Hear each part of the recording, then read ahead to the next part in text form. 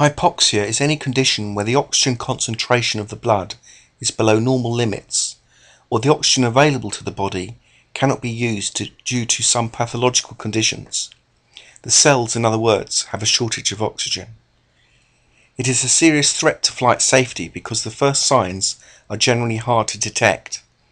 It interferes with reasoning and perceptive functions, disabling the pilot to recognize the symptoms and to react in time.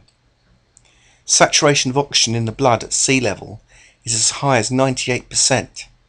This decreases with decreasing air pressure, increasing altitude, and carbon monoxide poisoning. Reduced oxygen partial pressure in the alveoli is known as hypoxic or altitude hypoxia.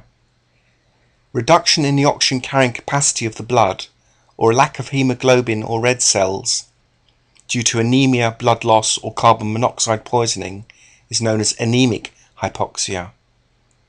A compromised circulation from G forces from aerobatic maneuvers, heart failure, or occlusion of a blood vessel is known as stagnant hypoxia. And interference with the cellular ability to use oxygen due to alcohol or drugs is known as histotoxic hypoxia.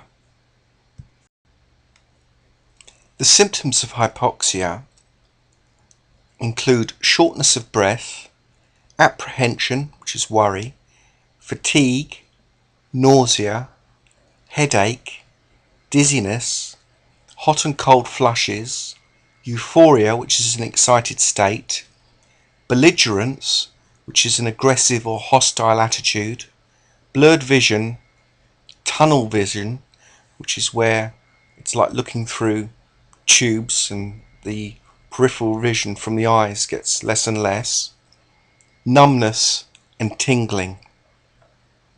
Signs of hypoxia which are more objective are hyperventilation, cyanosis, which is a blue tinge to the skin, mental confusion, poor judgment, and muscle incoordination.